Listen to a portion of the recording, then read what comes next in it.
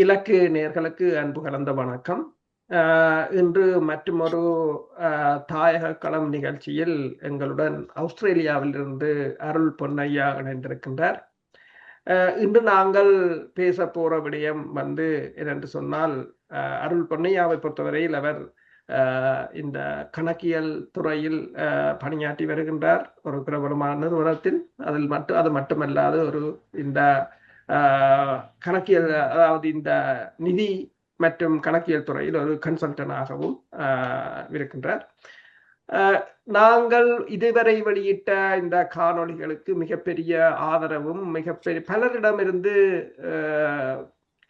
பலரிடமிருந்து கோரிக்கைகளும் வந்திருக்கின்றன. என்னென்று சொன்னால், நிறைய பேருக்கு இது பிரயோசனமாக இருக்கின்றது.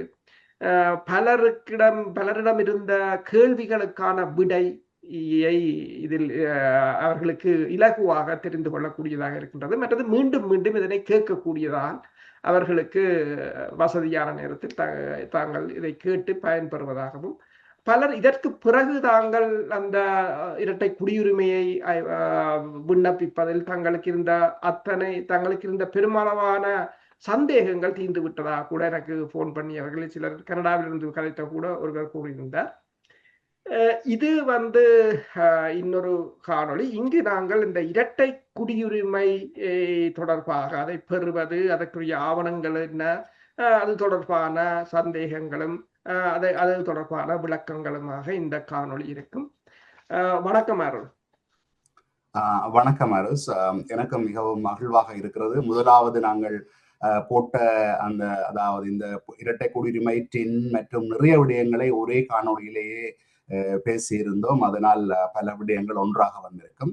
முக்கியமாக இந்த இடத்துல இரட்டை குடியுரிமை சம்பந்தமாக முழுமையான தகவல்களையும் அந்த விண்ணப்ப படிவத்தை எவ்வாறு நிரப்புவது என்பது அநேகமான கேள்விகள் இந்த விண்ணப்ப படிவம் நிரப்புவதிலான சில சிக்கல்கள் வருவதுண்டு. அவற்றையும் சேர்த்து ஒரு முழுமையான காணொலியாக இதை வெளியிடுவதும், அதே நேரத்திலே இங்கே கொடுக்கப்படுகின்ற இந்த திரையிலே காணப்படுகின்ற விடயங்கள் யாவும் இலங்கையில் உள்ள குடிவரவு குடியளவு திணைக்களத்தினுடைய வெளிநாட்டு பிரிவில் இருந்து இரட்டை குடியுரிமை சம்பந்தமாக வழங்கப்பட்ட தகவல்கள், அதாவது இந்த இன்ஸ்ட்ரக்ஷன் என்று சொல்லப்படுகிற இரட்டை குடியுரிமை விண்ணப்பிக்கிற அறிவுறுத்தல்களை 3 மொழியிலையும் கொடுத்திருக்கிறோம். ஆங்கிலத்துல, தமிழ்ல, சிங்களத்துல 2 கொடுத்திருக்கிறோம். ஆனால் மிக முக்கியமானது, விண்ணப்ப படிவம் நிரப்பப்பட வேண்டியது ஆங்கிலத்தில் மட்டும்தான் என்பதை எல்லாரும் கவனத்தில் கொள்ள வேணும். ஆனால் நான் இப்ப இந்த தகவலுக்காகவும் இங்க உள்ளதை பார்க்கறதுக்காகவும் விண்ணப்ப படிவத்தை நிரப்பைகளில் வர்ற கேள்விகள் சந்தேகத்தை தீர்க்கிறதுக்கு இதை நான் கீழே தமிழிலையும் மொழிபெயர்த்திருக்கிறேன். நான் கீழே அந்த விண்ணப்ப படிவத்தை விளக்கப்படுத்துறதுக்காக மட்டும். ஆகவே விண்ணப்ப படிவத்தை யாரும் தமிழில் உள்ளதை பாவிக்க வேண்டாம். கேளுங்கள் கேள்விகளை.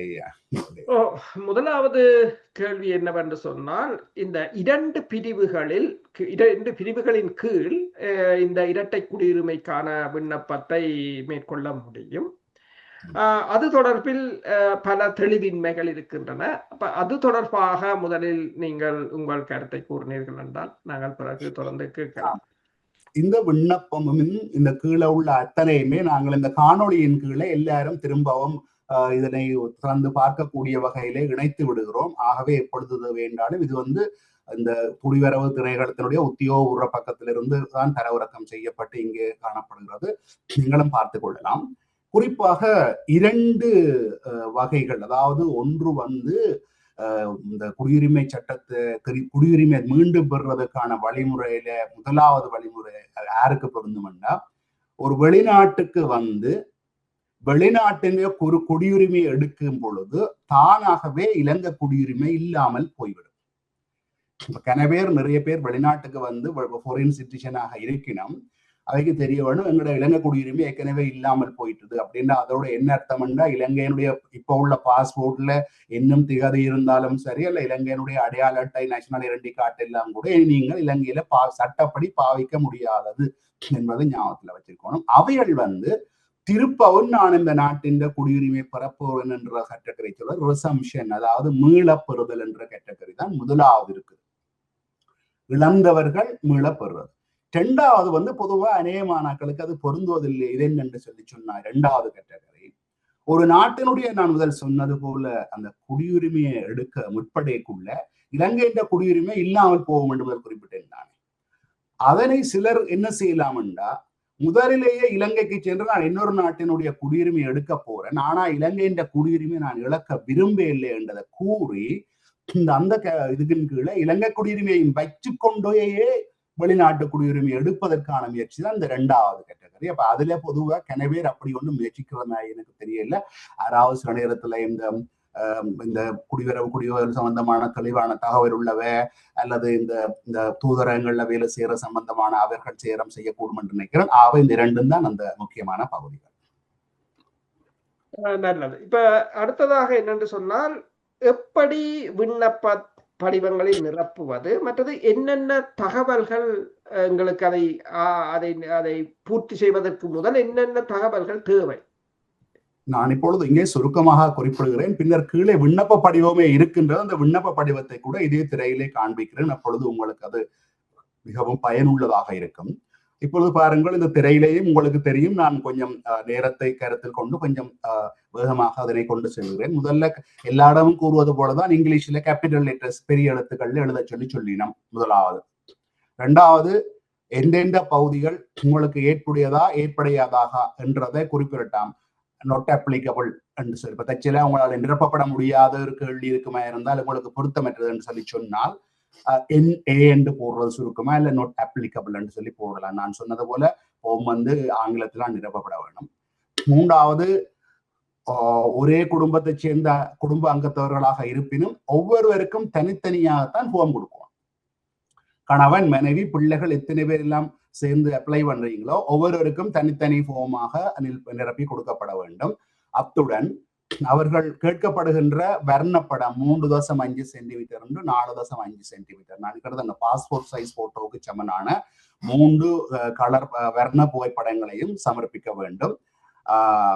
மற்றது அது மேலே அந்த விண்ணப்ப படிவத்தினுடைய மேலே உங்களுக்கு ஒரு இடைவெளி இருக்கிறது, அங்கே அந்த படத்தை ஒட்டுமாறு அந்த படிவத்தில் நீங்கள் இந்த படத்தை ஒட்டி கொள்ளலாம். அடுத்தது, அந்த விண்ணப்ப படிவத்துல A தொடக்கம் G வரைக்குமான கேட்டகரிஸ் இருக்குது, எதுக்குள்ள அப்ளை பண்றதுன்றது அதை நாங்கள் கீழே பார்க்க போறபடியால் நான் இப்ப அதனை நான் தெளிவாக கொடுக்கல. நான் அந்த இடத்துல எதுக்கு கீழே அப்ளை பண்றேன், ஏதாவது ஒன்றுக்கு தான் நாங்கள் சரி அடையாளம் டிக் பண்ண வேணும். என்னன்னா ABCDEFG என்று இத்தனை வழிமுறைகளும் இருக்கு. அதுல எந்த இது எங்களுக்கு பொருந்துமோ அதற்காகத்தான் அந்த கேள்வி கேட்கப்படுறது. அடுத்தது, கடைசியாக இந்த விண்ணப்ப படிவத்தினுடைய கடைசி பக்கத்திலே அதாவது சமாதான நீதவான் அல்லது சத்திய பிரமாண ஆணையாளருக்கு முன்னால சத்திய பிரமாணம் செய்து கையொப்பம் விடுவது. நான் சொல்றது மேலே கொடுக்கப்பட்ட தகவல்கள் அனைத்தும் உண்மையானவை என்பதும் நான் இலங்கை குடியுரிமை மீளப்பெறுவதற்கு விருப்பமாக இருக்கிறேன் என்பதையும் கூறி வண்ணம். அநேகமானாக்கள் கொண்டு போக வேண்டியது யார்கிட்ட என்றால் உங்களுடைய நாட்டுல உள்ள ஜஸ்டிஸ் ஆஃப் பீஸ், அதை சமாதான நீதவான்கிட்ட தான் அநேகமானாக்கள் போகணும். அல்ல உங்களுக்கு தெரிந்த அதாவது சத்திய பிரமாண ஆணையாளர் என்று கூறுவார்கள், கமிஷனர் ஆஃப் ஓத். அப்படி இந்த 2 பேர்ல யாராவது ஒருத்தர் அவருக்கு முன்னால கையொப்பமிட்டு அவரும் கையொப்பமிடுவார். மற்றது தனிப்பட்ட தகவல்கள் பத்திரம் ஆங்கில பெரிய எழுத்துக்களில் பூரணப்படுத்த வேண்டும். அந்த பத்திரத்தில் வினவப்பட்டுள்ள அனைத்து தகவல்களையும் பூரணப்படுத்தல் வேண்டும்.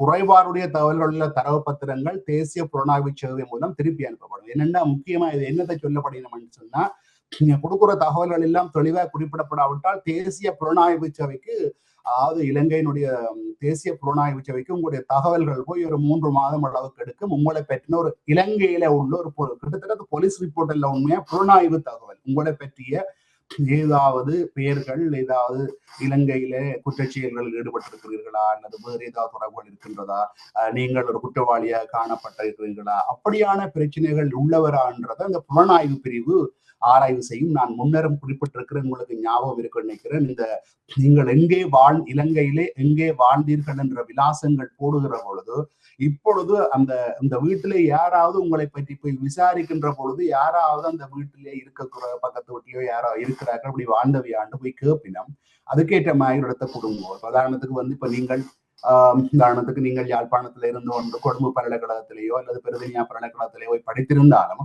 உங்களோட நிரந்தர முகவரடி உங்களோட ஊர் தான். நான் 4 வருஷம் அங்கே போய் படிச்ச நான் இப்ப போய் கிட்ட அவங்களை யாரும் தெரிய போறது இல்லை, எங்க இருந்ததுன்னு தெரியாது.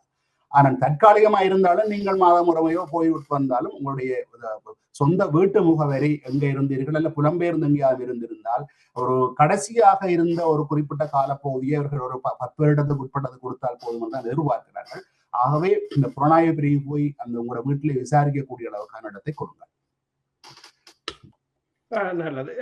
இதே சமயம் என்னென்ன ஆவணங்கள் சமர்ப்பிக்கப்பட வேண்டும்? இதுல நிரப்புற தகவல்களை தவிர நாங்கள் இதனுடன் இணைத்து அனுப்ப வேண்டிய ஆவணங்கள் என்னென்ன என்று அதுல முக்கியமானது இப்ப நீங்கள் இலங்கையில பிறந்தவர்ன்றதுக்கு அநேகமாக எல்லாருக்கும் இலங்கையினுடைய என்ன தெரியும் என்று சொன்னா பிறப்பத்தாட்சி பத்திரம், பர்த் சர்டிபிகேட் இருக்கும். அதனை அத்தாட்சிப்படுத்தப்பட்ட நகல் பிரதி, அதாவது அத்தாட்சிப்படுத்தப்பட்ட என்று சொல்றது இந்த ட்ரூ காப்பி என்றது மாதிரி ஒரு ஜேபி கிட்ட சைன் வாங்கினீங்கள் என்றால் போதுமானது. அல்லது நீங்கள் நேரடியாக இலங்கையின் குடிவரவு குடியகல்வு திணைக்களத்துக்கு செல்லுவீர்களாக இருந்தால் அங்கே உள்ள குடிவரவு குடியகல்வு அதிகாரி உங்களுக்கு முன்னாலே உங்களுடைய ஒரிஜினல் டாக்குமெண்ட்ஸ் மூல ஆவணங்களை பார்த்து கையொப்பமிட்டு உங்களுடைய ஆவணங்களை திருப்பி ஒப்படைப்பார். தேவையில்லை. எதுக்கு இருந்தாலும் நீங்கள் முதலே ஒரு ஜேபிக்கு முன்னால எல்லா ஆவணங்களினுடைய போட்டோ காப்பி, அந்த போட்டோ காப்பி தான் நாங்கள் எடுத்துக்கொள்ளினோம், பிரதிகளை தான் எடுத்துக்கொள்ளினோம், உங்களுடைய ஒரிஜினலை திருப்பி தர போயினோம். ஆகவே எல்லாவற்றுக்கும் பெற்றுக்கொள்ளுதல் எல்லாம். இன்னொரு முக்கியம் என்னென்ன, பச்சை நேரம் ஒரு ஆள் தான் போவீங்க. குடும்பத்துல உள்ள எல்லாருக்காகவும் இலங்கைக்கு போற ஒருவரால குடும்ப தலைவராலோ தலைவியாலோ சமர்ப்பிக்க முடியும். ஆகவே போக முடியாதவைக்கு உறுதிப்படுத்தப்பட்ட என்று சொன்னா இந்த ஜேபிட்ட வாங்கி கொண்டு போன உறுதிப்படுத்தப்பட்ட அந்த படிவங்கள் போதுமானதா இருக்கும். அப்ப அதுதான் அதுல குறிஞம் கொண்டிருப்பது 3000. மற்றது இலங்கை அல்லது அதன் அத்தாட்சிப்பட்ட நகல் பிரதியை கொள்ளணும். விண்ணப்பதாரி இலங்கை பிரஜா உரிமையை கொண்டிருப்பது பதிவின் மூலமாய. உங்களுக்கு தெரிஞ்சிருக்கும், இலங்கையில அநேகமானாக்கள் பிறப்பின் மூலம்தான் நாங்கள் இலங்கை குடியுரிமை உடையாக்கள். இந்த நாளைக்கு இந்த இந்திய வம்சாவளியை சேர்ந்த மலையக மக்களுக்கு பதிவின் அடிப்படையில அவைக்கு குடியுரிமை கிடைச்சிருந்தால் அவை பதிவு அடிப்படையில தான் கொடுக்கப்பட்டது. அவைகள் இது பூர்வீகமாக இலங்கையை கொண்டவர்கள் அல்ல, அவர்களாக இருந்தால் அந்த பதிவின் அடிப்படையில கிடைத்ததுன்றதைத்தான் கூறுகிறார்கள். அதை பெற்றார். அடுத்தது 2வது, விவாகமானவராயின் விவாக சான்றிதழ், மேரேஜ் சர்டிபிகேட், அதனுடைய மூலப்பிரதியும் கொப்பியும் அத்தாட்சிப்படுத்தப்பட்ட பிறகு. மற்றது இப்ப நீங்கள் வெளிநாட்டுக்கு வந்ததுக்கு பிறகு நீங்கள் முதலாவது கேட்டகரி சொன்னேன் தானே, ரிசம்ஷன் என்றதுக்கு, அதாவது மீள பெற்றுக்கொள்ளல் கேட்டகரிக்குள்ள நீங்கள் வெளிநாட்டுக்கு சிட்டிசன் எடுத்திருந்தால் அந்த சிட்டிசன் வெளிநாட்டு குடியுரிமை சான்றிதழினுடைய ஒரிஜினலும் கொண்டு போகணும், அதனுடைய பிரதி கொண்டு போகணும். தற்பொழுது வெளிநாட்டு குடியுரிமை கொண்டுள்ள நாட்டினால் விநியோகிக்கப்பட்ட கடவுச்சீட்டு, இப்ப நீங்கள் வெளிநாட்டுக்கு வெளிநாட்டு குடியுரிமை எடுத்துட்டீங்கன்னா இப்ப நீங்க வெளிநாட்டு பாஸ்போர்ட்லாம் இலங்கைக்கு போக போறீங்க. அப்ப வெளிநாட்டு பாஸ்போர்ட்டினுடைய கொப்பி, அதே மாதிரியான நகல் பிரதி. 16 வயசுக்கு மேற்பட்ட விண்ணப்பதாரிகள் தற்சமயம் பிரஜா உரிமை கொண்டிருக்கும் நாட்டில் பெற்றுக்கொள்ளப்பட்ட இசைவு சான்றிதழ், போலீஸ் சான்றிதழ்.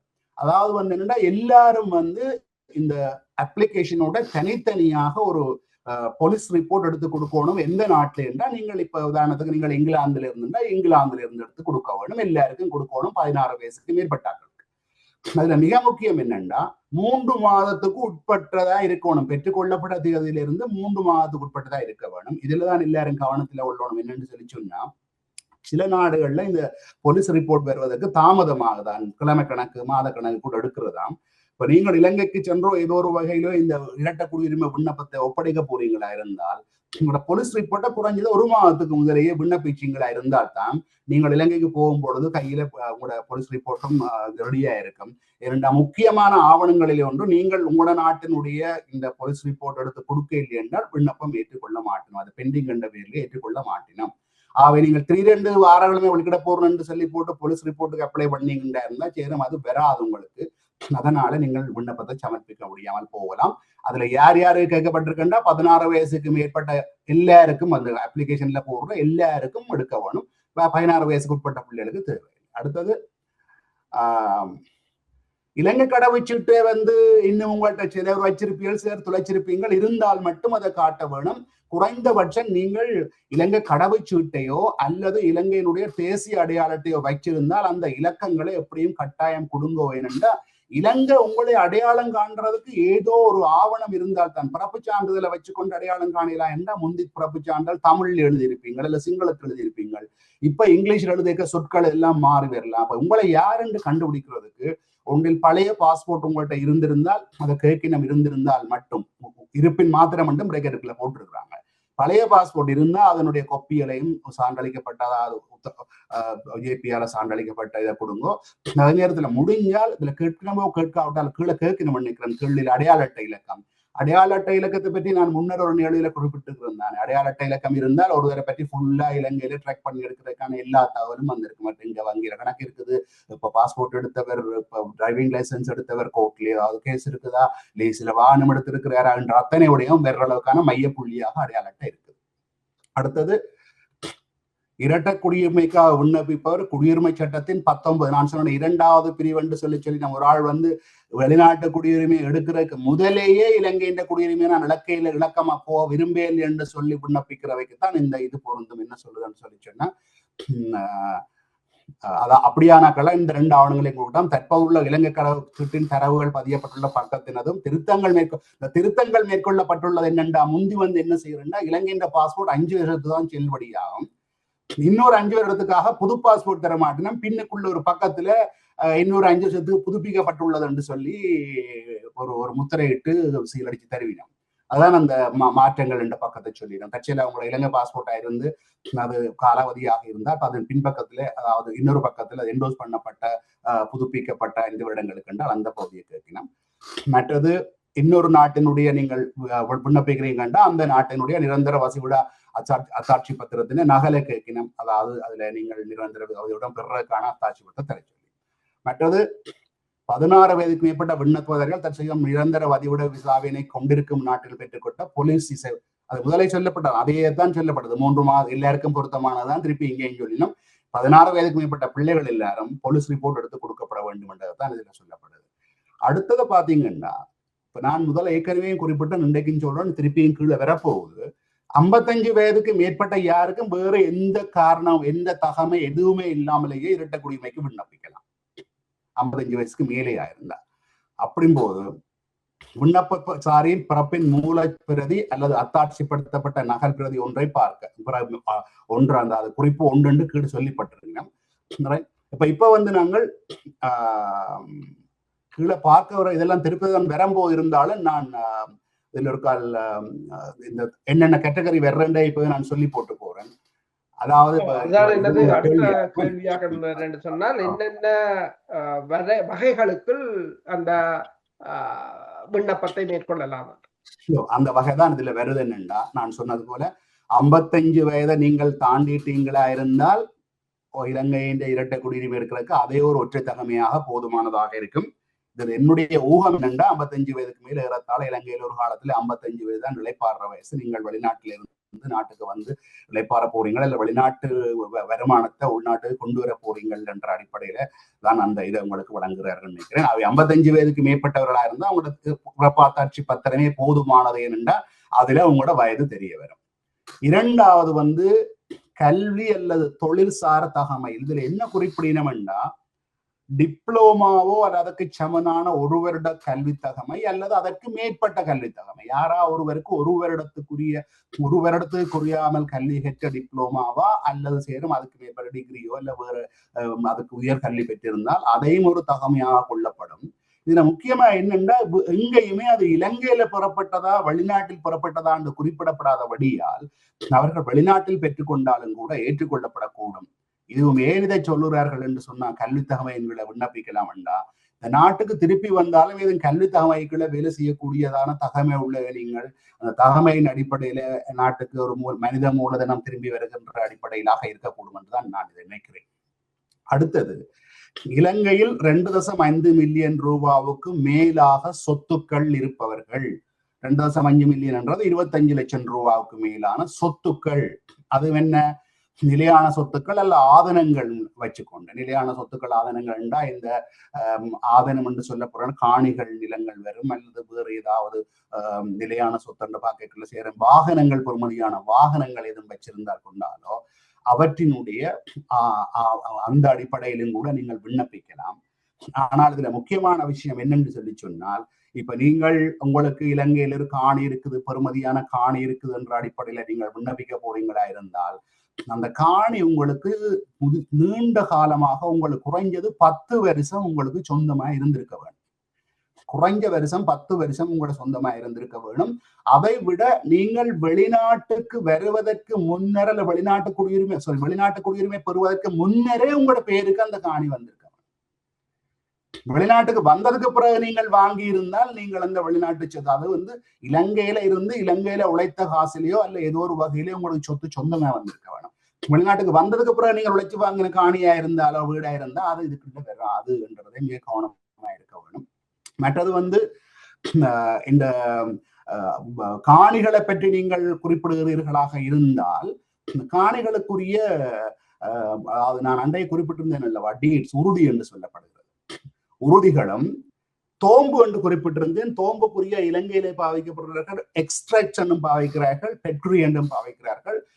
அதாவது ஒரு காணியினுடைய வரலாறு அதுல இருக்கு. எத்தனையாம் ஆண்டு யார்கிட்ட வாங்கினவை, பிறகு யார்கிட்ட கைமாறினது, பிறகு வேறு யாருக்கு கைமாறினது, இடையில வங்கியில லோன் எடுத்தவை, அல்லது இந்த காணியை ஈடாக வச்சு வேறு எதுவும் கடன் எடுத்தவை கொண்ட வேண்டிய எல்லா விவரங்களும், கைமாறின விவரங்கள் குறைஞ்சதோ இப்ப இலங்கையில ஒரு காணி சொத்து வீடு வாங்குறதா இருந்தாலும் 30 வருஷத்துக்கு உட்பட்ட தோம்பு வைக்கணும். என்னன்னா அவ்வளவு காலத்துக்கு இருந்தா ஒரு நம்பிக்கையான காணி வேறு யாரும் முடியல மாத்த இல்லைன்னு சொல்லி அதே மாதிரி டைட்டில் ரிப்போர்ட்ஸ்ன்றதும் இந்த தோம்புன்றதும் அல்லது எக்ஸ்ட்ராக்ட்ன்றதும் பெட்ரி என்றதும் ஒரே சத்திரியமா பாவிக்கப்படுது. இந்த காணிகளுக்கான வேல்யூவேஷன் ரிப்போர்ட் இருக்கு. நம்மளோட காணிட பெறுமதி என்ன என்பதை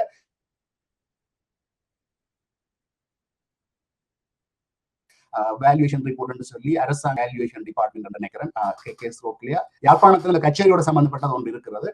அங்கே அவர்களிடம் பெறப்படுகின்ற வேல்யூவேஷன் ரிப்போர்ட், அதாவது பெறுமதி அறிக்கை தான் அதுல ஏற்றுக்கொள்ளப்படக்கூடிய பெறுமதி அறிக்கை. இந்த வேல்யூவேஷன் ரிப்போர்ட்டும் அதோட சமர்ப்பிக்கப்பட வேணும். மற்றது எதுவா இருந்தாலும் 3 மாதங்களுக்கு உட்பட்டதாக இருக்கணும். நீங்கள் இதுல சமர்ப்பிக்கப்படுற நீங்கள் அந்த உறுதி என்பது உங்கள்கிட்ட கையில இருக்கும். இந்த டைட்டில் ரிப்போர்ட், அந்த தோம்பு எனப்படுகிற டைட்டில் ரிப்போர்ட்டோ எக்ஸ்ட்ராக்டோ அந்த பெட்ரின்றது 3 மாதத்துக்கு உட்பட்ட எடுத்ததான் இருக்க வேணும். அடுத்தது மதிப்பீட்டு அறிக்கையும் குறிப்பிடணும். ஏற்புடைய ஆதனம் விண்ணப்பதாருக்கு சன்மான உறுதி மூலம் கிடைத்திருப்பின் அந்த சன்மான உறுதி 10 வருடங்களுக்கு முன்னர், 10 வருடங்களுக்கு முன்னர் கிடைச்சிருக்குதா இருக்கணும். வாங்கி இருந்தாயினா அவரு கிடைச்சிருந்தாயினா முதலே 10 வருடத்துக்கு மேற்பட்டதாக இருக்க வேண்டும். அடுத்தது 2.5 மில்லியன் ரூபாய் அதுக்கு மேற்பட்ட காசை வங்கியிலே வைத்திருந்தால் நீங்கள் அதன் அடிப்படையிலே விண்ணப்பிக்கலாம். இது ஒரு நடைமுறை சிக்கல் இருக்குது. உண்மையா யாராவது இலங்கையில 25 லட்சம் ரூபாய் அதுக்கு மேல வங்கியில வச்சிருந்தீங்களா இருந்தா விண்ணப்பிக்கலாம். ஆனால் நடைமுறை சிக்கல் என்னன்னு சொன்னால் உண்மையில நீங்கள் பாத்தீங்களா இருந்தா வெளிநாட்டுக்கு வெளிநாட்டு குடியுரிமை எடுத்ததுக்கு பிறகு நீங்கள் இலங்கையில வதியாதோர், இலங்கையில குடியுரிமை இல்லை உங்களுக்கு, ஆனா வங்கியில கணக்கு இருக்கு. வங்கியில இலங்கைக்காரர் 2 பேர்லாம் கணக்கு வச்சிருக்கிறீங்க. இவ்வளவு காலமும் அரசாங்கம் வலியுறுத்தியே பார்த்தது எல்லா வங்கிகளுக்கும் அவைக்கு NRFC, non resident of Sri Lankan currency account, NRFC, foreign currency account என்று சொல்லித்தான் ஒரு கணக்கை திறக்க சொல்லிச்சுங்க. வதியாதோர் வெளிநாட்டு கணக்கு ஆரம்பிங்க உண்டால் அதை நாங்கள் வெளிநாட்டிலிருந்து போய் காட்டுல தானே உள்ளூர் நாங்கள் போனால் ஒன்றில் எங்களோட ஐடென்டி கார்டை காட்டுவோம் அல்லது வேற ஒரு ஆவணத்தை காட்டி அங்க போய் நாங்களோட வங்கிகளோட பார்த்துட்டு வந்துருந்தாங்க. இப்ப நீங்கள் இரட்டை குடியுரிமை எடுக்கணும்டா, முதலாவது என்ன செய்யணும்டா, வதியாதோர் வெளிநாட்டு நாணய கணக்கொண்டை ஆரம்பிச்சு அந்த காசு எல்லாத்தையும் அதுக்கு மாத்த வேணும். அப்பதான் அது செல்வடியாக. நீங்கள் வெளிநாட்டுல இருக்கிறீங்க, வெளிநாட்டுல உள்ள வகையில தான் காசை மாத்தி இருக்கிறீங்கன்னு சொல்லி வதியாதோர் வெளிநாட்டு நாணய கணக்குன்ற ஒரு கணக்கை திறந்து வங்கிக்கு போகணும். நீங்கள் வங்கிட்ட கேட்டால் அப்படி ஆரம்பிச்சுட்டு அது மாத்திரமில்ல குறைஞ்சது 3 வருஷத்துக்கு அந்த காசை உங்களோட கணக்குல லொக் பண்ணி ஒரு டிபாசிட்ல போட்டு வச்சிருக்கணும். அது பிக்ஸ் டிபாசிட் ஏதோ ஒன்றுல போட்டு லொக் பண்ணி இருக்கணும். அந்த காசை தான் எடுக்க மாட்டேன். இப்ப சிலர் எங்கட ஊர்ல என்ன செய்யறோம் சொல்லுங்க, காசை போட்டுட்டு எடுக்கலாம்னு சொல்லுங்க, காசை போட்டுட்டு விசாவை எடுத்துட்டு திருப்பி எடுக்கலாம், வேற ஒரு நண்பன்கிட்ட காசை வாங்கி போட்டோ வேற திருப்பி கொடுக்குற மாதிரி செய்யலாம். 3 வருடத்துக்கு கட்டாயம் வச்சிருக்க வேணும். அதுதான் இந்த இதுல சொல்லப்பட்டிருக்குது, கீழே சொல்லப்பட்டிருக்கு, தெளிவாக சொல்லப்பட்டிருக்கு. அடுத்தது இலங்கையிலே 25,000 அமெரிக்க டாலர் காசை வைக்கணும். அப்ப இப்ப நீங்கள் 25,000 டாலரை போடுறீங்களா இருந்தால் இப்ப நீங்கள் புது கணக்கு தான் திறக்க போறீங்க. புதிய கணக்கு திறக்கிறதா இருந்தா நீங்கள் இப்ப இலங்கை பெரிய இல்ல, வெளிநாட்டு பெரியதானே சொல்லிக்கிறாங்க. NRFC என்ற அக்கௌண்ட் தான் போட சொல்றாங்க. நேரடியாவே NRFC அக்கௌண்ட திறங்க வேண்டாம். நீங்கள் வெளிநாட்டுல இருந்து டாலர்ஸ் அனுப்புறீங்க, டாலர்ஸ்லயே கணக்கு திறக்கலாம். அங்க அதான் அந்த வதியாதோர் வெளிநாட்டு கணக்கு தான், எந்த நாட்டு நாணயமோ அந்த நாட்டிலேயே கணக்கு திறக்கலாம். அப்ப இலங்கையில நீங்கள் வதியாதோர் வெளிநாட்டு நாணய கணக்கு என்ற பெயர்ல NRFC அக்கௌண்ட் ஒன்றை திறந்து அதுக்குள்ள 25,000 டாலர்களை வச்சு அதையும் 3 வருட காலத்துக்கு வச்சிருக்கணும், தொடர்ந்து வச்சிருக்கிற மாதிரி இருந்தால் அந்த கேட்டகரிகளையும் விண்ணப்பிக்கலாம். அல்லது நான் சொல்றேன், இந்த அரசாங்க பிணை முறிகள் ஆவணங்கள் என்று தெளிவாச்சு வைக்கல. விண்ணப்பதாரி திரைசேரி உண்டியல்களில் அல்லது பிணையங்கள் வைப்பு தொகை ஒன்றில் 25,000 அமெரிக்க டாலர் அல்லது அதுக்கு மேற்பட்ட தொகையை 3 வருடங்கள் அல்லது அதுக்கு மேற்பட்ட காலத்துக்கு முதலீடு செய்து அதற்காக விண்ணப்பிப்பது. அதாவது இப்ப நான் சொல்றேன், இந்த அரசாங்கத்தினுடைய ஆவணங்கள் என்று தமிழ்ல சொல்லலாம், ட்ரெஷரி பில்ஸ் அல்லது இந்த கவர்மெண்ட் செக்யூரிட்டிஸ் சொல்றது, இவற்றிலே யாராவது வாங்கினீங்களா இருந்தா 3 வருஷத்துக்கு $25,000 அதுல வச்சிருந்தால் அந்த அடிப்படையிலே நீங்கள் பெற்றுக்கொள்ளலாம். அடுத்தது கடைசி மிக முக்கியமானது ஒன்றை பார்க்கணும். என்னண்டா, இப்ப மேல சொன்ன கேட்டகரி எல்லாம் மெயின் அப்ளிகன்ட் சொல்றது, பிரதானமாக யார் விண்ணப்பிக்கிறாரோ அவருக்கு தான் இது பொருந்தும். இப்ப உங்களோட குடும்பத்தில இருந்து நீங்கள் கணவன் தான் விண்ணப்பிக்கிறீர்கள் என்றால் மனைவியும் பிள்ளைகளும் எல்லாம் உங்களுக்கு வர்ற தங்கி இருப்போர் டிபெண்டன்ட் அப்ளிகன்ட் மாதிரி தான் வரப்போயினும் அவைக்குத்தான் இந்த 10வது விடயம் சொல்லப்பட்டிருக்கு. என்னென்றால், நீங்கள் இந்த கடைசி கேள்வி ஒன்று எஃப் என்ற கேட்டகரி வரப்போகுது கீழே அந்த ஃபார்முல நான் காட்டுறேன். உங்களோட கணவரா மனைவியா விண்ணப்பிக்கணும்னா அந்த மேல உள்ளதுல எதுல விண்ணப்பிக்கணும்? முதலாவது 55 வயதுலயா, 2வது படிச்சதை வச்சுக்கொண்டா, 3வது இலங்கையில சொத்தை வச்சுக்கொண்டா, அல்ல இலங்கையில காசை வச்சுக்கொண்டா, அல்ல US டாலரை போடுறீங்களான்றதை இங்க மற்ற ஆட்கள் அதை தெரிவு செய்ய வேணும். இப்ப உதாரணத்துக்கு ஒரு குடும்பத்துல இருந்து 5 பேர் விண்ணப்பிக்கணும்னா மூத்த கணவன் தான் மெயின் அப்ளிகண்டா விண்ணப்பிக்கிறார், முதலாவது விண்ணப்பதாரி. மற்றவை எல்லாரும் இந்த கடைசி, நாங்கள் அவரோட சேர்ந்து ஊராக்கள், எங்களுக்கு தகுதி தேவையில்லை, அது ஒன்றும் தேவையில்லை, தகுதி இருந்தாலும் காட்ட தேவையில்லை, நாங்கள் அவரோட கூட போற குடும்ப அங்கத்தவர்கள் அவையில என்ற அடிப்படையில போடுறத பற்றி தான் சொல்லினோம். மற்றது இப்ப நீங்கள் இந்த இடத்துலதான் என்ன செய்யணும், கட்டாயம் இதை நிரூபிக்கிறதுக்காக இன்னொன்று சொல்லப்படுது பாருங்கன்னா, 22 வயதுக்கு குறைந்த திருமணமாகாத பிள்ளை இருந்தால் அந்த பிள்ளையையும் சேர்க்கலாம் என்று சொல்லினோம். அப்ப 22 வயசுக்கு மேற்பட்ட பிள்ளைகளை இந்த விண்ணப்பத்துல போடலாது. அதுலயும் இப்ப பிராக்டிக்கலா கீழே வரதோரியா இப்ப சொல்லி வைக்கிறேன்.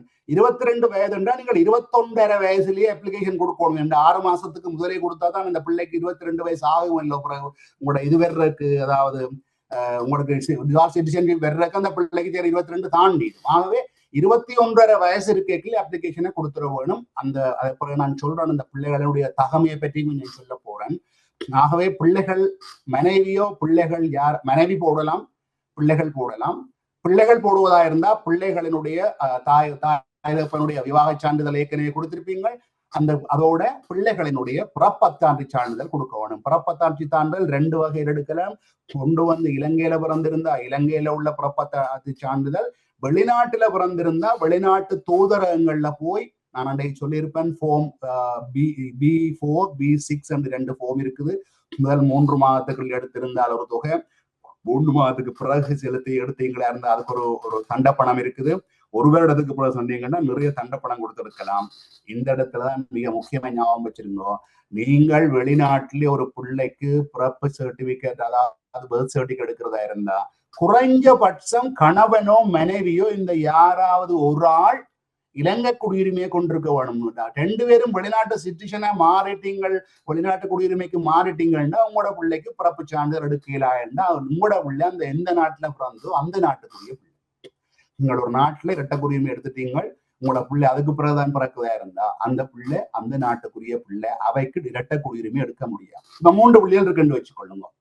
முதல் 2 பிள்ளைகளும் பிறக்கிறதுக்கு முதல்ல நீங்கள் இரட்டை குடியுரிமை அந்த நாடு எடுக்கல. அப்ப அந்த 2 பிள்ளைகளும் இரட்டை குடியுரிமை இலங்கையில் எடுக்கிறதுக்கு தகமை உள்ளவ பெற்றார்கள், அப்போது சிட்டிசன் எடுக்க இல்லை. 3வது பிள்ளை பிறக்கல நீங்கள் சிட்டிசன் எடுத்துட்டீங்க.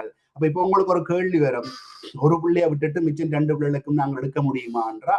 முதல் அதுக்கு முயற்சிங்க. என்ன செய்யலாம்டா, உங்களோட அந்த 22 வயசு தாண்டின பிள்ளை அல்லது 22 வயசு தாண்டின பிள்ளை, அது பிறகு நான் சொல்றேன். இந்த கடைசி பிள்ளை இருக்குதான், அது 5 வயசு பிள்ளை ஒன்று இருக்கா, அது பிறகுதான் அவருக்கு கிடைக்க வேண்டாம்.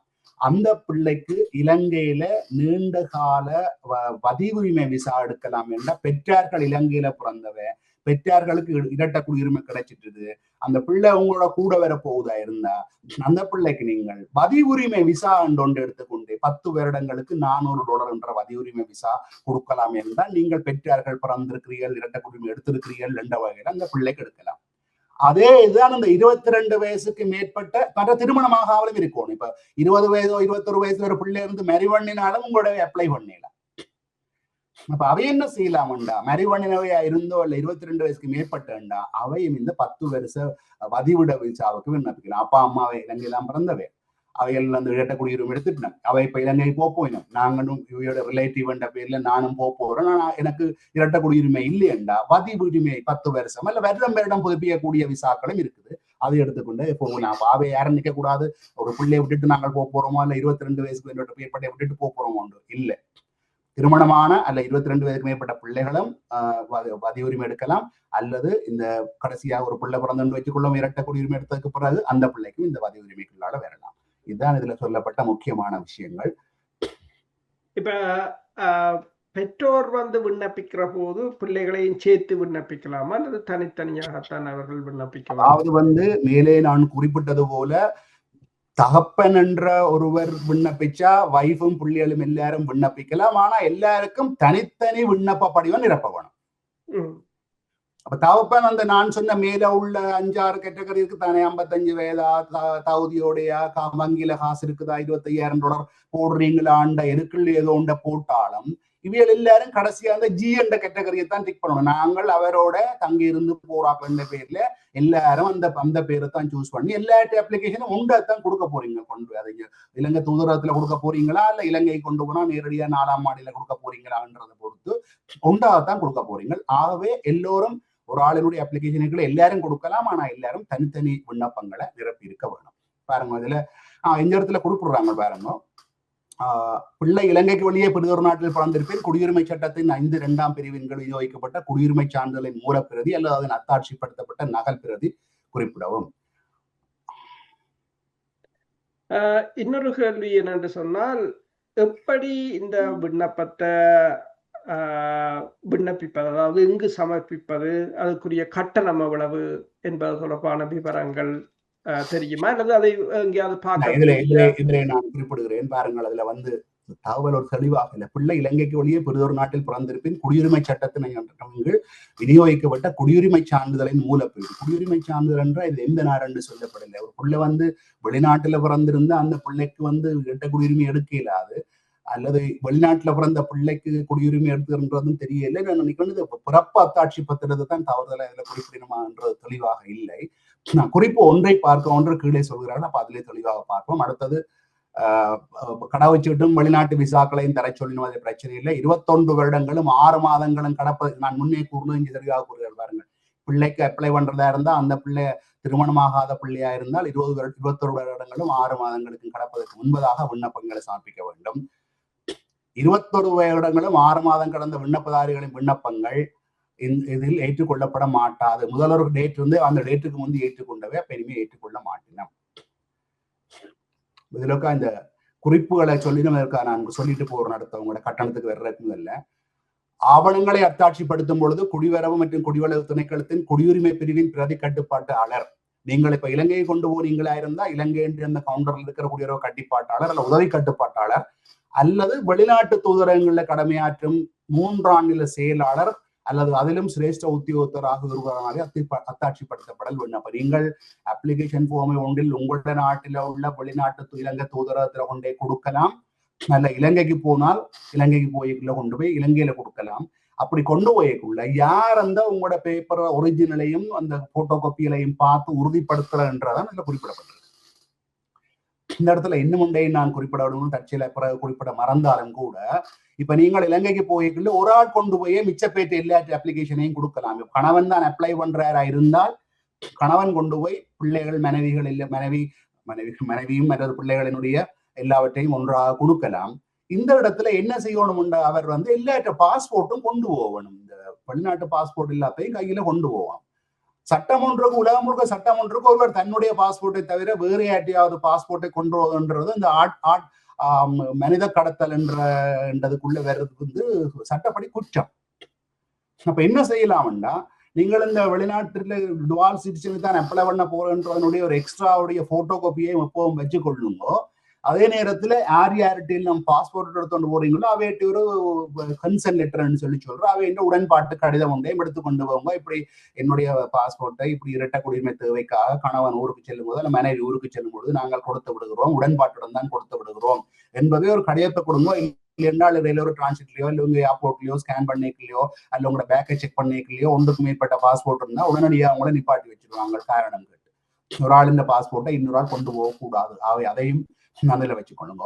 இன்னும் ஒரு முக்கியமான விஷயம் என்னன்னா, நான் முன்னர் குறிப்பிட்டேன் தானே, ஒரு பிள்ளைக்கு இரட்டை குடியுரிமை எடுக்கிறேன்னா அவள் தாயல்ல தகப்பனுக்கு இலங்கை குடியுரிமை இருந்திருந்தால் தான் எடுக்கலாம் என்று சொன்னனோ. இப்ப இப்படி ஒரு ரெண்டு வச்சுக்கொள்ளுங்க. ஒருவருக்கு ஆணுக்கு இரட்டை குடியுரிமை கிடைச்சிட்டு வெளிநாட்டு குடியுரிமை, ஆனா வைஃபுக்கு இன்னும் கிடைக்கல.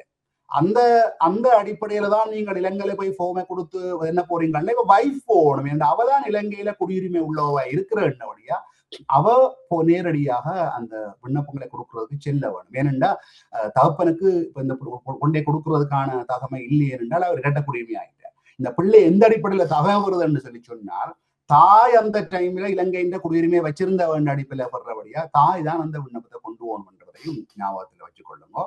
அடுத்தது, மொழிபெயர்க்கப்பட்ட ஆவணங்கள் மூல ஆவணங்களாக ஏற்றுக்கொள்ளப்பட மாட்டாது. ஒரு நாளும் டிரான்ஸ்லேஷன் காப்பீஸ் ஒன்றும் மொழிபெயர்க்கப்பட்டது எடுக்க இயலாது. ஒன்றில் விண்ணப்பங்களை குடிவரவு குடியகல்வு திணைக்களத்தில் அல்லது வெளிநாட்டு தூதர் மட்டுமே கொடுக்கப்பட வேண்டும். ஆங்கிலம், சிங்களம், தமிழ் ஆகிய மொழிகளுக்கு மீதான வேறொரு மொழியில் சமர்ப்பிக்கும் ஆவணங்கள் இருப்பின் அந்த ஆவணங்களின் ஆங்கில மொழிபெயர்ப்பை கொடுக்க வேண்டும். இப்ப உங்களோட பிறப்பத்தாட்சி பாத்திரமோ மேரேஜ் சர்டிஃபிகேட்லாம் அனையமா தமிழ் இல்ல சிங்களம் இது ஒன்றுலாம் இருக்க போகுது. அதை நீங்கள் டிரான்ஸ்லேட் பண்ணப்பட்ட கொப்பி, அதாவது மொழிபெயர்க்கப்பட்ட கொப்பி கொடுக்க வேணும். பின்வரும் நாடுகள் தவிர்ந்த வேறு நாடொன்றுக்கு இரட்டை குடியுரிமை விண்ணப்பிக்கும் போது இரட்டை குடியுரிமை பெற்றுக் கொள்வதற்கு சட்ட ரீதியான தடையேதும் இல்லை என்பதை உறுதிப்படுத்திய ஏற்புடைய நாட்டின் அரசாங்கத்தினால் வழங்கப்பட்ட கடிதம் ஒன்றை சமர்ப்பிக்க வேண்டுமா. அதாவது இந்த Australia, Canada, France, Italy, New Zealand, Sweden, Switzerland, ஐக்கிய ராஜ்யம், ஐக்கிய அமெரிக்கா, டென்மார்க், நோர்வே, சைப்ரஸ், வெனவாடு என்று கூறுகள், வனுவாட்டு குடியரசு, Ireland, Belgium, Russia, Germany, Poland இந்த நாடுகள்ல உள்ள ஆக்கள் இரட்டை குடிமைக்கு விண்ணப்பிக்கும் பொழுது எந்த தடையும் பொதுவா இல்லை. இதோட வேற நாடுகள் இருந்து நீங்க விண்ணப்பிக்கிறீங்களா இருந்தா அந்தந்த நாட்டில உள்ள நாட்டினுடைய உடன்பாட்டு கடிதத்தையும் தர சொல்லி நான் இரட்டை குடியுரிமை எடுக்க போறேன்றதை சொல்லி அதன் உடன்பாட்டு கடிதம் கேட்கிறேன். சமர்ப்பிக்கும் முறை சொல்லி நம்ம யாருங்க தெளிவா முன்னதான் சொல்லினோம். குடிவரவு குடியேற்றத்துக்கு நேரடியாக சென்று ஒப்படைக்கலாம் அல்லது விண்ணப்பதாரி வெளிநாட்டில் வசிப்பவராயில் தாம் பிரஜாவரியை பெற்றுள்ள நிரந்தர விசா கொண்டுள்ள நாட்டில் அமைந்துள்ள இலங்கை தூதரத்தில் ஒப்படைக்கலாம். வெளிநாட்டு தூதரத்தில் ஒப்படைக்கின்ற விண்ணப்ப படிவங்கள் மற்றும் அதனோடு இணைக்கப்படுகின்ற சான்றிதழ்களின் இடர்பகுதிகளும் இலக்கம் 3 காட்டப்பட்டுள்ள ஆவணங்கள் வெளிநாட்டு தூதரகத்தின் தலைவரினால் அல்ல அவரால் அதிகாரமளிக்கப்பட்ட தூதரகத்தின் 3வது செயலாளரினால் அல்லது அந்த யாரெல்லாம் அதை உறுதிப்படுத்தலாம் என்று சொல்லியிருக்கணும். நீங்க வெளிநாட்டுல கொடுத்தீங்களா இருந்தா சில சார்ஜஸ் இருக்கு உங்களுக்கு. அந்த ஒவ்வொரு ஆவணத்தையும் சரிவாக்குறதுக்கு எல்லாம் வெளிநாட்டுல இந்த தூதரங்கள் நடத்துறதுக்கான செலவுகளுக்காக சிலதை வாங்கினோம். மற்றது குரியர் அடிப்படையில தான் இங்கே இருந்து இலங்கைக்கு அனுப்புறதும் திருப்பி வர்றது முன்னாடி அதுக்கான சில கட்டணங்களை உங்களுக்கு பெற்றுக்கொள்வினோம். அதை சொல்லினோம். எங்க கொடுக்கப்பட வேண்டிய இடத்தை சொல்லி நம்ம பாருங்க. திணைக்கள கட்டுப்பாட்டாளர் நாயகம், குடிவரவு மற்றும் குடியல்வு திணைக்களம், குடியுரிமை பிரிவு, இசுருபாயா ஸ்ரீ சுபுத்திர வீதி, பத்திரமுள்ள இலங்கை. இதுதான் இந்த இலங்கை 4ஆம் மாடி என்று நான் உங்களுக்கு குறிப்பிட்டேன் நினைக்கிறேன். 4வது மாடியில் இருக்குது இலங்கை குடிவரவு குடியல்வு திணைக்களத்துல. இங்கே குறிப்பிடப்பட்டிருக்குது பாருங்கள் மிக தெளிவாக. பிரதான விண்ணப்பதாரிக்கு $20 2000, வாழ்க்கை துணைக்கு மனைவியோ கணவன் வாழ்க்கை துணைக்கு $500, 22 வயது குறைந்த திருமணமாகாத பிள்ளையாயின் $500. குடியுரிமை சட்டத்தின் பிரகாரம் விநியோகிக்கப்படும் சான்றிதழ்களின் இணைப்பிரதிகளை வழங்குவதற்கான $2000. மேலதிகமான விண்ணப்பம், அதாவது $2000 நினைச்சேன் ரூபாவில நீங்கள் உங்களுக்கு வழங்கப்பட்ட சான்றிதழ் 2வது காப்பி, நினைக்கிறேன் குடியுரிமை சான்றிதழுக்கு எக்ஸ்ட்ரா காப்பி கேட்டால் அதுக்குரிய நாங்கள் புறம்பண்ணி எடுக்கிறதுக்கான கட்டணமாக $2000 கேட்கிறார்கள்.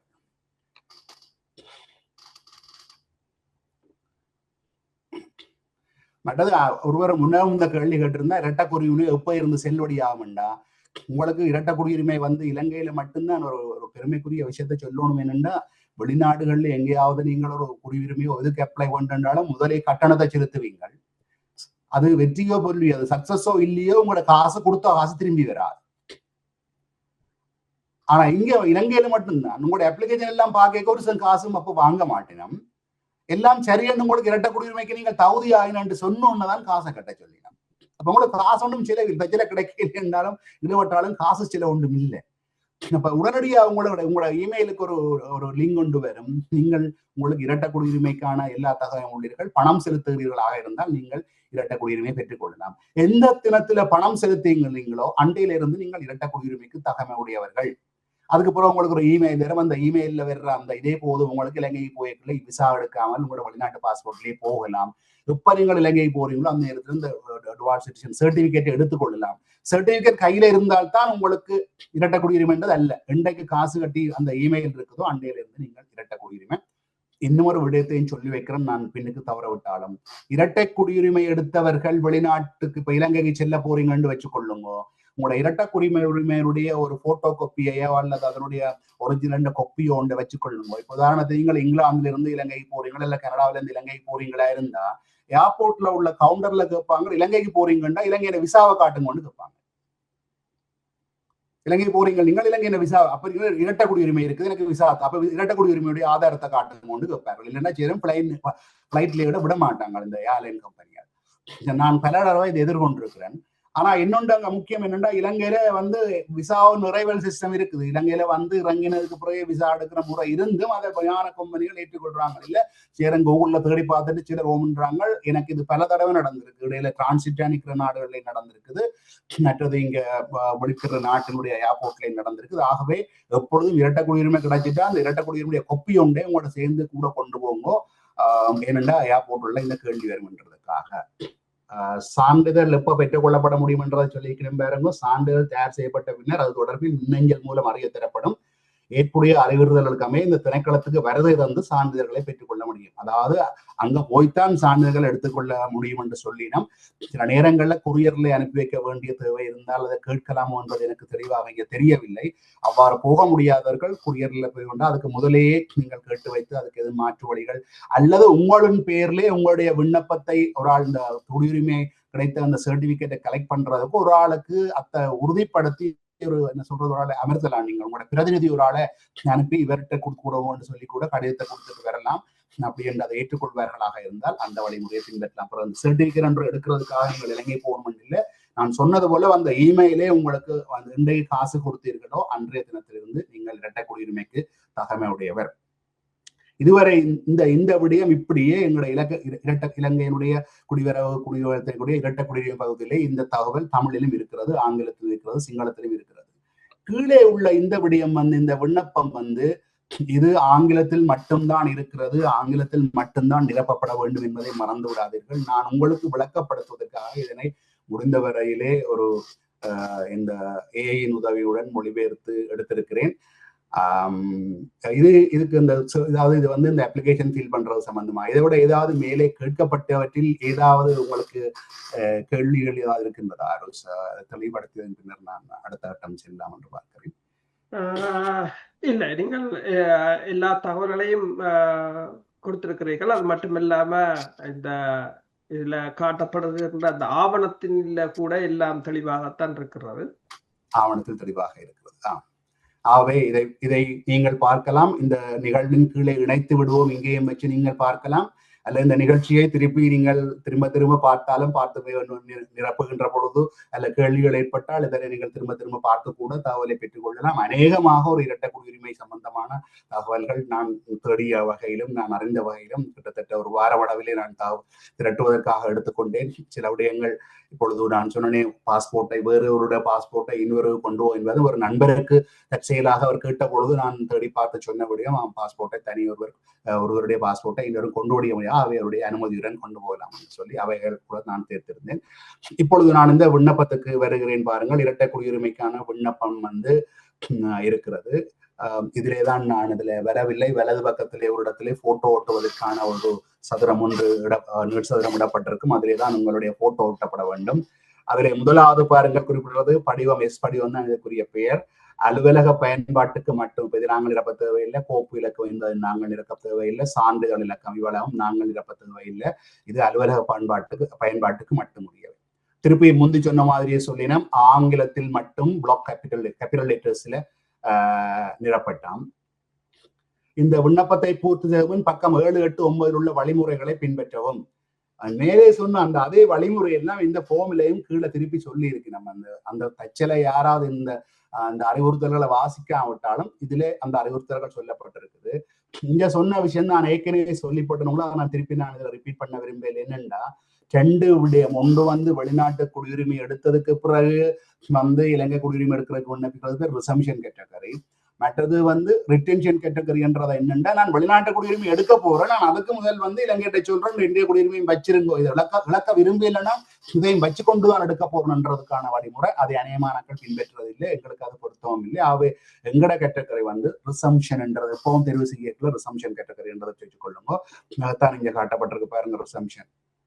ரைட், இது ரிட்டென்ஷன். எங்களுக்கு இந்த ரிட்டென்ஷன் என்றது அநேகமானக்களுக்கு பொருந்தாது. அது தேவைப்பட்டால் அவையில் பார்ப்போம். அதுக்காக நான் பாவிக்க கூடாதுன்னு சொல்ல மாட்டேன். தொடர்புடைய எந்த இதுல எந்த அடிப்படையில நீங்க விண்ணப்பிக்கிறீங்கன்றதை அடையாளம் இடட்டாம். இதுல நீங்க ரிசம்ஷன் என்றதை நீங்கள் தெரிவு செய்ய வேண்டி வரும். அடுத்தது, இரட்டை குடியுரிமைக்கு தகுதியான பிரிவுகள் பின்வரும் ஒன்றில் தானம் செய்யலாம். நான் முதல் சொன்னது அப்படியே வருது பாருங்க. 55 வயசுக்கு மேற்பட்டவர், கல்விசார் தகமை, ஒருவரிடமோ அல்லது அதுக்கு மேற்பட்ட தகமை உடையவர், தொழில் தகுதி, இலங்கையில் 2.5 மில்லியன் அதுக்கு மேற்பட்டுள்ள சொத்து மதிப்புகள், 2.5 மில்லியன் 25 லட்சம். நான் முதல் செய்த நிகழ்ச்சிகளை யாரோ நீங்கள் தவறான தகவல் கொடுக்குறீங்கள், 2.5 லட்சம் ரூபாய் எல்லாம் இலங்கையில சொல்லப்பட்டிருக்கு சொன்னார். அப்படி இங்க எங்கேயுமே சொல்லப்படவில்லை. தயவு செய்து இந்த செய்கிற நிகழ்ச்சிகளுக்கு நாங்கள் கொடுக்குற தகவல்கள் முடிந்த வரையில் மூல தகவல்கள், ஒரிஜினல் சோர்ஸ் ஆஃப் இன்ஃபர்மேஷன் தான் எடுத்து தாரம். மற்ற பார்க்கிறவையை குழப்புற மாதிரி அல்ல இந்த நிகழ்வுடைய தரத்தை அல்லது வேண்டும் என்று குழப்புற மாதிரி சிலர் கீழ் எழுதுறீங்கள். நீங்கள் கொடுக்கிற இன்ஃபர்மேஷன் தவறாக கொடுக்கிறீர்கள், தவறாக வழிநடத்துகிறீர்கள் என்று. இதைத்தான் அவர் சொல்லியிருக்கிறார். 2.5 லட்சம் ரூபாய், 2 மில்லியன்ன்றதை அவர் வாசிக்கல, 2.5 லட்சம் ரூபாய், உண்மையாக 25 லட்சம் ரூபாய் தான் என்று சொல்லியிருக்கிறீர்கள் என்றும் அப்படி நான் எங்கேயுமே குறிப்பிடவில்லை. மற்றது, இரண்டாவது, இலங்கை ஏதோ ஒரு வணிக வங்கியில் 2.5 மில்லியன் ரூபாய், அதை நான் சொன்னேன் 2.5 மில்லியன் ரூபாய் இருந்தாலும் இனி நீங்கள் இப்ப இருந்திருந்தாலும் போய் அதனை NRFC அதிகாத ஒரு வெளிநாட்டு கணக்குக்கு மாத்தி அதை நீங்கள் பிக்ஸட் டிபாசிட்ல போட்டிருந்தாலும் அந்த இன்ட்ரெஸ்ட் எல்லாம் லூஸ் பண்ணுவீங்க. திருப்பி அந்த கணக்கை மூடி இந்த கணக்கு மாற்றுவீங்க. அதுவும் 3 வருஷத்துக்கு வச்சிருக்க வேணும். அடுத்தது, வெளிநாட்டுல இருந்து NRFC என்ற வெளிநாட்டு நாணய கணக்குல $25,000 ஒரு கணக்கை திறந்து 3 வருஷத்துக்கு வச்சிருக்கோம். எல்லாமே 3 வருஷத்துக்கு வச்சுக்கிறதுக்கு பிக்ஸ் பண்ண லெட்டர் எடுக்கணும் பேங்கிட்ட இருந்து. திரைசேரி பிணைகள், ட்ரெஷரி பவுண்ட்ஸ் அல்லது பாதுகாப்பு முதலீட்டு கணக்கினை செய்ய இது சம்பந்தமான அதே $25,000 திருப்பவும் வருது. திரும்பவும் பாருங்க, விண்ணப்பதாரியின் மனைவி, கணவன் இல்ல விண்ணப்பதாரி 22 வயதுக்குட்பட்ட திருமணமாகாத பிள்ளை என்ற அடிப்படையில் தகுதி பெறுதல். இந்த ஏற்பாட்டின் கீழ் தகுதியுடைய ஒரு மனைவி அல்லது கணவன் அல்லது பிள்ளைகள் 1948ஆம் ஆண்டின் 18ஆம் இலக்க குடியுரிமை சட்டத்தின் இந்த பிரிவுகளின் கீழ் இலங்கை குடியுரிமை இல்லாது போகக்கூடிய சாத்தியமுள்ள ஒருவராக மட்டும் இருத்தல் வேண்டும். அடுத்தது பாருங்க, விண்ணப்பதாரர்கள் இது சாதாரணமா கேள்வி. முழு பெயர் ஆங்கிலத்தில் மட்டும் இருக்கும். ஆவை ஆங்கிலத்தில் தப்பிக் கொள்ளுங்கள். மிக கவனமாக இருங்கள். இந்த உங்களோட பாஸ்போர்ட்லே இருக்கின்ற வெளிநாட்டு பாஸ்போர்ட்ல இப்ப இருக்கின்ற எந்த அடிப்படையிலே உங்களோட பெயர் இருக்கிறதோ அதன் அடிப்படையில் எடுத்துக்கொள்ளுங்கள். தமிழ்ல இருந்து ஆங்கிலத்தில் எழுதும் பொழுது சில பேர் சில சொற்கள் எழுத்துக்களை வித்தியாசமாக எழுதுவீர்கள். அதை விட இன்னொரு முக்கியமான விடயம் ஒன்று இருக்கிறது. சிலர் வெளிநாட்டுக்கு வந்ததுக்கு பின்னர் பெயர் மாற்றம் செய்திருப்பீங்க. அல்ல சில மிடில் நேம்னு ஒன்று இருக்குதானே. நாங்கள் இலங்கையில முதல் பெயர் தகப்பன் பெயர் ரெண்டு தான் பாவிக்கிறோம். தகப்பனுடைய பெயர் அல்ல சேர்னையும், அடுத்தது எங்களுடைய பெயர் பாவிக்கிறோம். வெளிநாட்டுல மிடில் நேம் ஒன்று கேட்கிறவன் இந்த மிடில் நேமே சிலர் வெளிநாட்டுக்கு வந்தா போல தன்னுடைய பெயர் கொண்ட மிடில் நேமில சேர்த்து கொண்டவே இருக்கிறோம். இல்ல முழுமையா வேற பெயர்கள் மாத்திரவே இருக்கலாம். சிலர் வெளிநாட்டுக்கு இதுல உத்தியோகமா கூற முடியுமோ தெரியாது, வேற பெயர்களிலே வேறு பெயர்களிலே பதிவு செய்து வேறு பெயர்களை வாழ்வரும் இருக்கிறார்கள். அவர்களுக்கு எனக்கு தெரியாது என்ன மாதிரி இருக்கும் என்று அவர் பெயர் மாற்றுவதற்கான ஆதாரத்தை சமர்ப்பிக்காவிட்டால் அவர்களுக்கு விண்ணப்பம் நிராகரிக்கப்படும். அதாவது பழைய உங்களோட இலங்கையில பிறந்த அடையாள அட்டையில என்ன பெயர் இருக்குதோ அந்த பெயர்ல இருந்து நீங்கள் புதிய பெயரை மாற்றிக்கொண்டீர்கள் என்றதுக்கு பெயர் மாற்றத்தை உறுதிப்படுத்தின ஆதாரம் ஒன்றை உங்களுடைய நாட்டிலிருந்து நீங்கள் கொண்டு சென்று சமர்ப்பிக்க வேண்டும். இல்லை என்றால் உங்களுக்கு வராது. மற்ற இந்த இனிஷியல்களுடன் பெயர்கள் சில பேருக்கு இது குழப்பமா இருக்குமெண்டா, இலங்கையில முழு பெயர் வேற இனிஷியல் வேண்டா உதாரணத்துக்கு வச்சுக்கொள்ளுங்க. இப்ப என்ற பேர் அருள் பொன்னையாண்டா. மற்றது இன்னொன்று முக்கியமா வச்சுக்கொள்ளுங்க.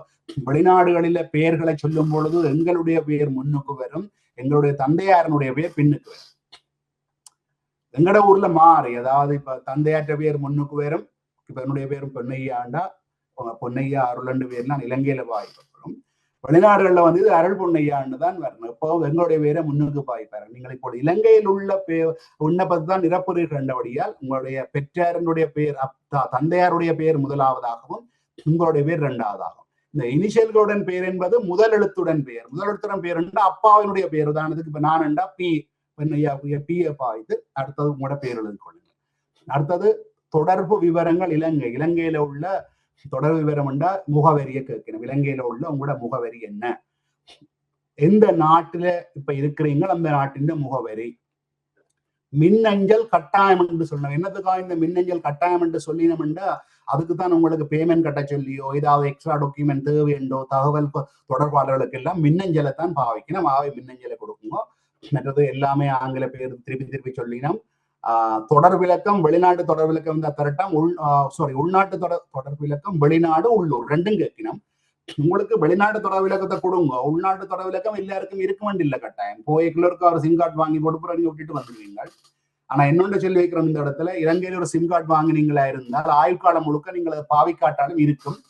என்ன டயலக்கோ மொபிட்டல்னா வேண்டிய அப்ளிகேஷன் ஒன்று இருக்கு. அந்த ஆப்ல போய் பார்த்தீங்களா இருந்தா உங்களோட இது இருக்கு. மற்றது உங்களோட தொலைபேசி இலக்கத்தை இப்போ உதாரணத்துக்கு எல்லாரோட போன்லயும் இப்போ 2 சிம் இல்ல டுவால் சிம் இல்ல அல்லது இப்போ இந்த இ சிம் என்று பாவிக்கலாம்.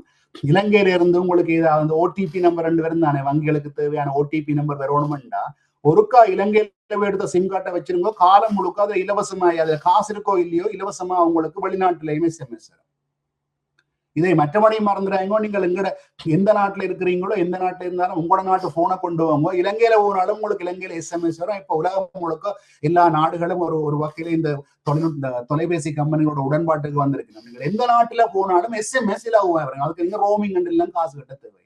இப்ப நீங்க வெளிநாட்டுல போய் உங்களோட பேங்க் ஆப்ரேட் பண்ண போறீங்கன்னா உங்களுக்கு ஓடிபி நம்பர் வரும். அந்த ஓடிபி நம்பர் தேவைன்னா உங்களுக்கு கட்டாயம் நீங்க ரோமிங் எடுத்துட்டு போகணும். இப்ப ரோமிங் இல்லாமலேயே உங்களோட வெளிநாட்டு நம்பரை அதே தொலைபேசியை கொண்டு இலங்கைக்கு போனீங்கன்னா வெளிநாட்டுல இருந்து வர்ற அதே SMS வரும். அது மாதிரி இலங்கையிலேயும் ஒரு தொலைபேசி இலக்கத்தை எடுத்து வச்சிருந்தீங்களா இருந்தா தொலைபேசி இலக்கத்தை நீங்கள் முடிஞ்ச நினைக்கிறதுல எப்ப இலங்கைக்கு போறீங்களோ அப்ப எல்லாம் ரீசார்ஜ் பண்ணி போட்டு பாவிக்கலாம். மற்ற நேரங்கள் எல்லாம் வெளிநாட்டுல வச்சிருந்தா உங்களுக்கு இந்த ஓடிபி நம்பரோ அல்லது ஏதாவது தொடர்பு இலக்கங்கள் வர்றதுக்கு இலகுவா இருக்கும். வங்கிகள் நாங்கள் எல்லாம் இப்ப வங்கிகள் இலங்கையில இருந்தா வங்கிகளை ஆன்லைன்ல ஆப்ரேட் பண்றதுக்கு அந்த ஓடிபி அதுலதான் வருது. ஓடிபின்றது அந்த 1 டைம் பாஸ்கோட் நினைக்கிறேன் ஓடிபின்றது வரும். அடுத்தது பிறப்பு திகதி, பிறந்த இடம், பிறப்பு சான்றிதழ் இலக்கம், மாவட்டம். இது எல்லாருக்கும் பொதுவான விஷயம். இனம், தேசியம். இனம் என்பது இலங்கை தமிழ் என்றதுக்கு வரும். தேசியம் என்பது இலங்கை தமிழர். திகதி, மாதம், வருடம், இதுல பிறந்த திகதி, மாதம், வருடத்தை கேட்கணும். தேசிய அடையாள அட்டை இலக்கம் இருந்தால், இது முக்கியமா ஞாபகம் வச்சுக்கொள்ளுங்க. இது இருந்தால் உங்களோட இரட்டை குடியுரிமை தாமதமாகாது. இல்லை என்று சொல்லி சொன்னால் இந்த இரட்டை குடியிருந்த தேசிய அடையாள அட்டையோ அல்லது தேசிய அடையாள அட்டை இலக்கமுடைய இலங்கை பாஸ்போர்ட்டோ இல்லை என்றால் உங்களோட நீங்கள் நான் இலங்கையில அடையாளம் காண்றதுக்கு நிறைய கடினமாக இருக்கும். சில நேரம் நிறைய காலதாமதம் எடுக்கக்கூடும் என்பதை ஞாபகத்தில் வச்சுக் கொள்ளுங்க. மற்றது ஆணா பெண்ணா என்றது தீர்மானிக்கட்டாம். திருமணமானவராயின் கணவன் இல்ல மனைவியின் பெயர், மனைவியின் தேசியம். இப்ப உதாரணத்துக்கு மனைவியின் தேசியத்தை பற்றி ஏன் கேட்கணும்னா இப்ப நீங்கள் வெளிநாட்டுக்கு வந்து வேறு யாரும் நாட்டுக்காரரை கூட திருமணம் செய்திருக்கக்கூடும். அதனால இந்த கேள்வியை கேட்கணும். அப்படி நீங்கள் வேறு யாரும் நாட்டுக்காரரை திருமணம் செய்திருந்தால் அவர்களுக்கு இரட்டை குடியுரிமைக்கு நீங்கள் விண்ணப்பிக்க இயலாது. ஏனென்றால் இலங்கை குடியுரிமை இழந்திருந்தால் தானே அவர்களுக்கு இரட்டை குடியுரிமை. குடும்பத்தில் உள்ள பிள்ளைகளின் விவரங்கள், தொழில் அல்லது உத்தியோகம் என்பது பார்த்துக்கொள்ளலாம். இது பொது இலகுவான கேள்விகள்.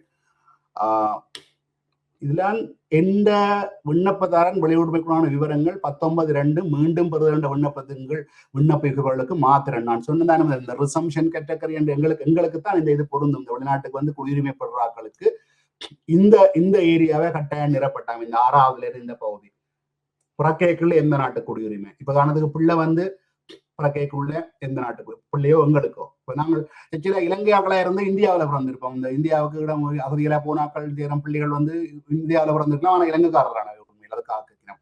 தற்போது குடியுரிமை உள்ள நாடு, அந்த குடியுரிமை பெற்ற திகதி, குடியுரிமை சான்றிதழ் இலக்கம், வெளிநாட்டு கடவுட்டு சான்றினுடைய இலக்கம், வழங்கப்பட்ட திகதியும், விண்ணப்பதாரர்களுடைய முந்தைய தற்போதைய இலங்கை குடியுரிமை தொடர்பான விவரம். நாங்கள் இலங்கையின் குடியுரிமை தொடர்பான விவரம் என்றதுல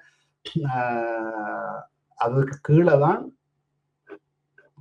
அதுல கேள்வி கேட்க விண்ணப்பதாரன் முந்தைய இல்ல தற்போதைய இலங்கை குடியுரிமை தொடர்பான விவரம். இதுல எனக்கு தெரியல, நான் இதுல டிரான்ஸ்லேட் பண்ணதுல வரையில்லைண்டா நீங்கள் உங்களுடைய இப்ப இலங்கை குடியுரிமை இருந்ததா அல்லது தற்போதும் இருக்கிறதா என்பதை குறிக்கிறதுக்கான கேள்வி அது. விண்ணப்பதாரர் விவரங்கள்ல தந்தையின் பெயர் கேட்கினும் அவன் பிறந்த தேதி இடம், தாயின் பெயர், பிறந்த தேதி இடம். இது வந்து இந்த குறிப்பா இந்த உங்களோட சம்பந்தமான சில புலனாய்வு அந்த தகவல்களுக்காகத்தான் இதை கேட்கிறார்கள். உங்கள் வீடுகளுக்கு சென்று விசாரிப்பதற்கு இதுகள் எல்லாம் கேட்கிறார்கள். பெற்றோர் பதிவின் மூலம் இலங்கை பிரஜைகளாக இருந்த நான் முன்னர் குறிப்பிட்டிருந்தானே, இலங்கையில பதிவின் மூலம் உதாரணத்துக்கு இந்த மலையக தமிழர்கள் அவர்களுக்கு பதிவின் மூலம் வழங்கப்பட்டிருந்தது. அப்படியாக இருந்தால் பதிவு சான்றிதழ் இலங்கை அந்த தாய்க்கு பதிவு சான்றிதழ் வழங்கப்பட்ட தேதிகள் அந்த இடத்துல பிள்ளையின் பெயர், பிறப்பு தேதி, இனம் அல்லது தேசியம். நான் ஏற்கனவே இனம் அல்லது தேசியம் என்பது இலங்கை தமிழர், இலங்கை சிங்களவர்கள், இலங்கை முஸ்லிம்கள். நான் நினைக்கிறேன் மலையக மக்களுக்கு அந்த குடியுரிமை வழங்கப்பட்டதன் பின்னர் அவர்கள் மலையக தமிழர் என்ற வகைக்குள் வருவார்களா என்பதை அவர்களே வேறுபடுத்திக் கொள்ள வேண்டும். அவை அந்த விடயத்தை குறிப்பிடுகிறேன். விண்ணப்பதாரின் இலங்கை கடவுச்சீட்டு. இப்போ நீங்கள் சிலர் வெளிநாட்டு குடியுரிமை எடுத்தாலும் சிலர் உங்களை பழைய கடவுச்சீட்டு டேட் போனாலும் வச்சிருந்தால் அதனுடைய இலக்கம், வழங்கப்பட்ட தேதி, வழங்கப்பட்ட இடம் தற்செயல வச்சிருக்காவிட்டாலும் கூட அந்த இலக்கங்கள் இருந்து கொடுத்தீங்களா இருந்தால் அவர்களுக்கு சில சில தகவல்களுக்கு இலகுவாக இருக்கும். இல்லாவிட்டால் நோட் அப்ளிகபிள் என்ன என்றும் போடலாம். அந்த தகவல் என்னட்ட இல்ல, தொலைஞ்சு போச்சு, காண இல்லை, எனக்கு இலக்கம் தெரியாண்டும் சொல்லலாம். விண்ணப்பதாரின் நிரந்தர பதிவிட அந்தஸ்து. இதுக்குள்ள வந்து அதாவது இந்த உங்களுடைய இப்ப பெர்மனன்ட் ரெசிடென்சி ஸ்டேட்டஸை பற்றின கேள்வி எல்லாம் நீங்க இருக்குது பாருங்க. அதன்படி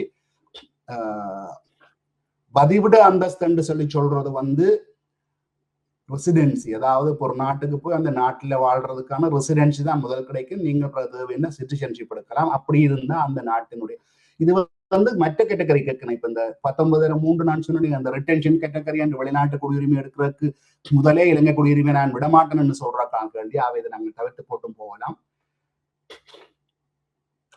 அவைக்குரியதான் இந்த இதோடு உள்ள விவரங்கள் முழுவதுமே விண்ணப்பிக்கிறபடியா நான் இந்த பகுதியில வேண்டாவை பார்த்துக் கொள்ளலாம். இது எல்லாமே அவர்களுக்குரியதான் திருப்பி வேற வந்து கொண்டிருக்கின்றது. இதுதான் இந்த 6வது முக்கியமானதை நான் முன்னரே குறிப்பிட்டிருந்தேன்.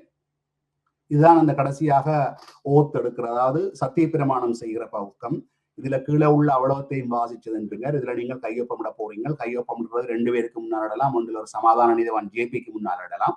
அல்லாவிட்டால் நீங்கள் கமிஷனர் ஆஃப் ஓத், அதாவது சத்திய பிரமாண ஆணையாளருக்கு முன்னால நீங்கள் அவ்வாறு ஒரு கையொப்பத்தை இட்டீங்களா இருந்தால் அதை இந்த கையொப்பமிடுவீங்கள்.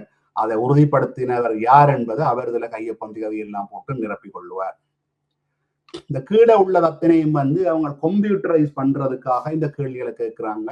அதை முன்னுக்கு கேட்கப்பட்ட அதே கேள்விகள், அதே விடயங்கள் தான் திருப்பி கேட்கப்படுது.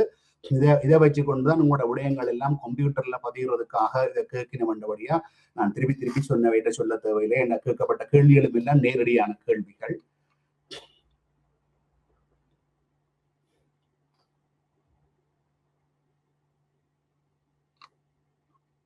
இது வந்து அலுவலக தேவைக்கு மட்டும் என்று சொல்லியிருக்கிறேன்.